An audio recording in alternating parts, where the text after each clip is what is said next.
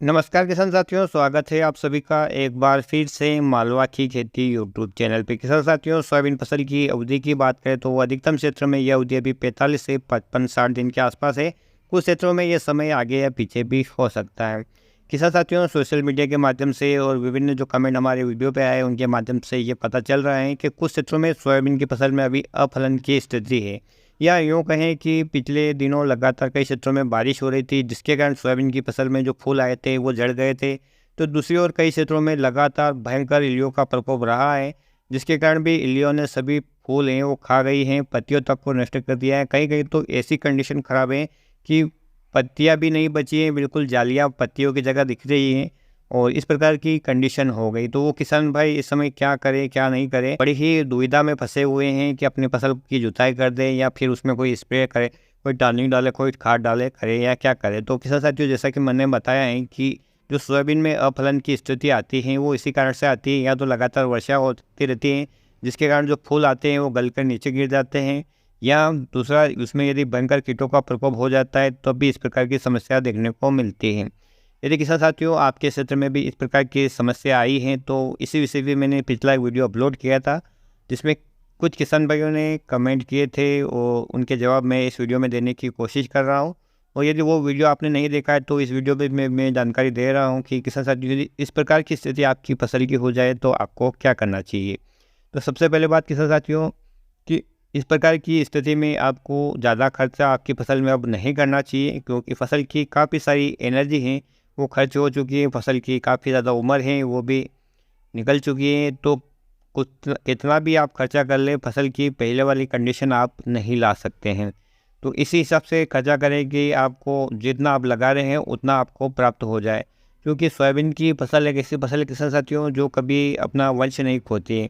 इसमें थोड़ी बहुत मात्रा में इस प्रकार की समस्या जब आती है तब फूल और फलियाँ फिर से आ जाते हैं, लेकिन दिक्कत यही है कि फसल थोड़ी लेट हो जाती है और जब बाद में तापमान कम ज़्यादा होता है तो फिर उस जो फलियाँ आती है उन पे भी काफ़ी इफ़ेक्ट होता है। यदि भी इस प्रकार की समस्या आपकी फसल में आ चुकी है कि इसमें अभी फूल हैं या फलियाँ नहीं हैं या फूल बहुत कम हैं, तो किसान साथियों इस समय आप अपने पौधे को ताकत देने के लिए किसी प्रकार के टॉनिक का प्रयोग न करते हुए पौधे पौधे को जो चाहिए आपके वो पोषक तत्वों से प्रदान करें।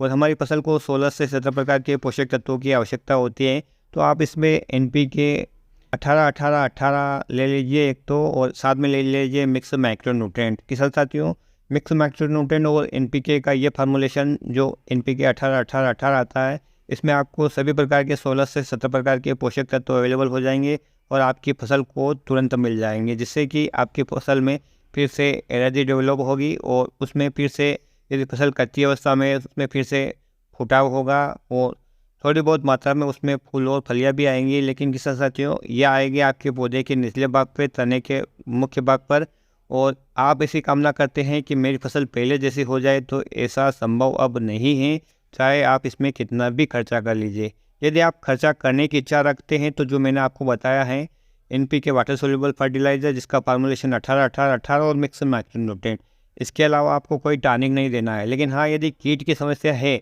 इल्ली या यदि आपको दिखाई दे रही है तो फिर से आपको कीटनाशक का प्रयोग करना पड़ेगा, अन्यथा फिर से इल्लियाँ आपके फसल में जो फूल निकल कर आएंगे उनको फिर से खा जाएंगी।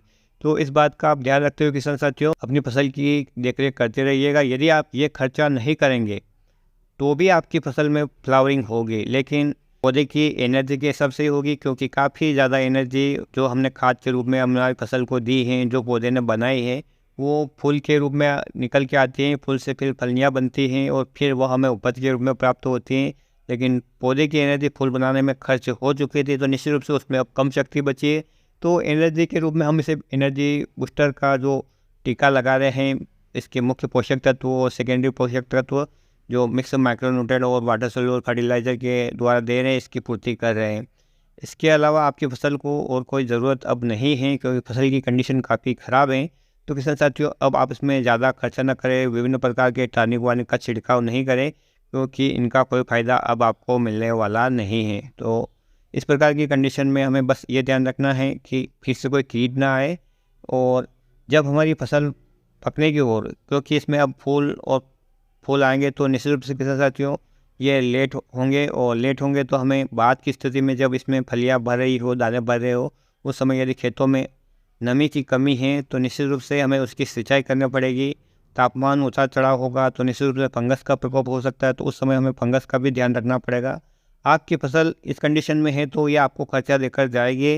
वैसा फ़ायदा तो आपको देखने को नहीं मिलेगा जैसा सामान्य सोयाबीन में उत्पादन देखने को मिलता है। लेकिन हाँ, ये फसल यदि आपकी इस प्रकार की कंडीशन में कच्ची अवस्था में है तो आपको घाटा देकर नहीं जाएगी। और इस समय यदि आप अपनी फसल की जुताई भी कर दें या उसकी आकार जुताई करके आप उसे मिट्टी में मिला दें, तो भी अभी किसी भी प्रकार की रबी फसल की बुआई का समय नहीं है। तो आप बस धैर्य बनाए रखिए और वेट कीजिए, आपकी फसल में फिर से फ्लावरिंग हो सकती है। फ़र्क ये पड़ेगा कि ये पहले जितनी नहीं होगी, पहले जितना उत्पादन आपको देखने को नहीं मिलेगा। लेकिन हाँ, आपकी फसल का खर्चा निकल सकता है यदि आगे वातावरण सही रहता है तो। आगे का हम कुछ कह नहीं सकते कि प्रकृति हमारा कितना साथ देगी, लेकिन इस कंडीशन में आप ये कार्य जो मैंने आपको बताया हुआ है, ये कर सकते हैं। इसके अलावा किसान साथियों, आपकी मर्ज़ी है, आप चाहे तो करें या ना करें। आप चाहे तो आपकी फसल की जुताई कर दें या आप धैर्य बनाकर थोड़ा इंतज़ार करें। तो इस प्रकार की कंडीशन में या अफलन की स्थिति में ये जो कार्य किए जा सकते हैं जो मैंने आपको बताए हैं, तो किसान साथियों, यही जानकारी जो मैंने अपने अनुभव से भी सीखी है और अन्य किसान भाइयों के अनुभव से भी जानी है, तो आप ये कार्य कर सकते हैं। तो आज की वीडियो में इतनी जानकारी थी, उम्मीद करता हूँ कि आपको ये पसंद आएगी। पसंद आए तो प्लीज़ वीडियो को लाइक, चैनल को सब्सक्राइब कीजिए और अन्य किसान भाई के में वीडियो को शेयर कीजिए, ताकि इस प्रकार की फसल की स्थिति उनके भी हो तो उन्हें सही जानकारी मिले। फिर मिलते हैं एक नई वीडियो में एक नई जानकारी के साथ। तब तक के लिए ख्याल रखिएगा आप अपना, अपने परिवार का और अपनी फसलों का। वीडियो देखने के लिए आपका बहुत बहुत धन्यवाद। जय हिंद, जय जवान, जय किसान।